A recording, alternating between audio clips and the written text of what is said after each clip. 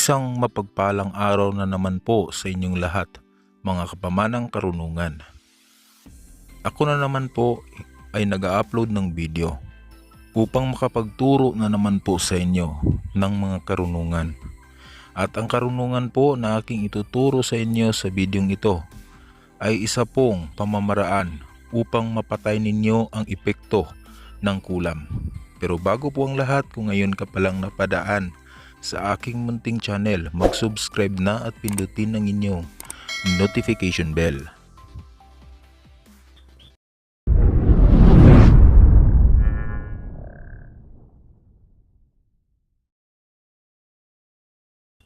Ang akin pong ituturo na karunungan sa bidyong ito ay isa pong pamamaraan upang mapatay ang epekto ng kulam sa katawan ng isang tao.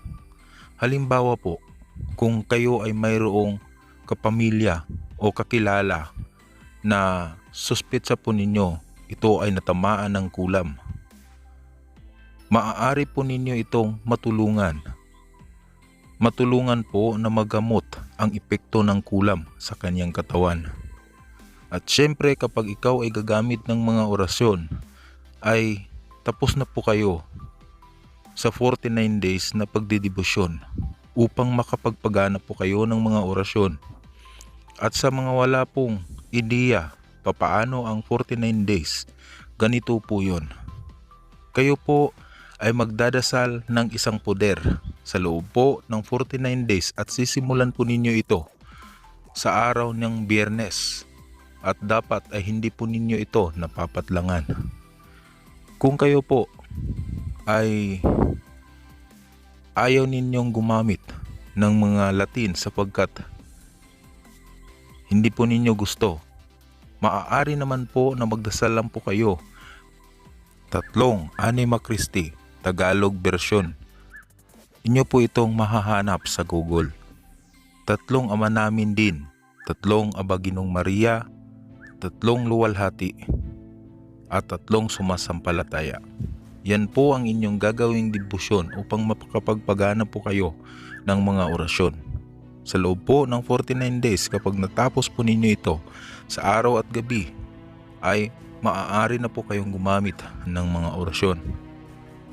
At ang paggamit po ng orasyong ito ay inyo lang po itong uusalin sa isang basong tubig at ihipan po ninyo ng pakrus at ipapainom po ninyo sa may sakit. At hipan din po sa tuktok ng ulo ang sakit gamit po ang orasyon. Gawin din po ito sa loob ng 7 araw na magkakasunod upang mapatay po ang epekto ng kulam sa kanyang katawan. Mabisa po ang karunungan ito. Ito po ang mahiwagang salita o orasyon na inyong gagamitin.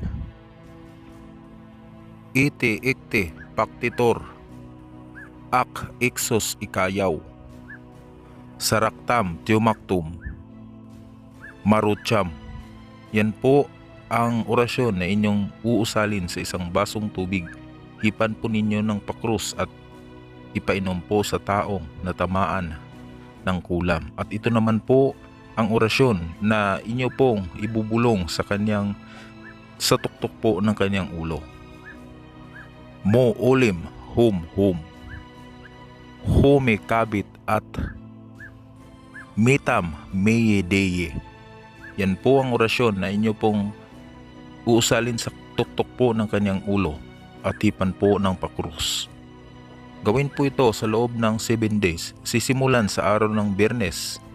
Gawin po isang beses sa isang araw at unti-unti pong mamamatay ang epekto ng kulam sa kanyang katawan. Gamitin po sa pagtulong ng inyong kapwa na walang hinihinging kapalit. Salamat po mga kapamana at God bless.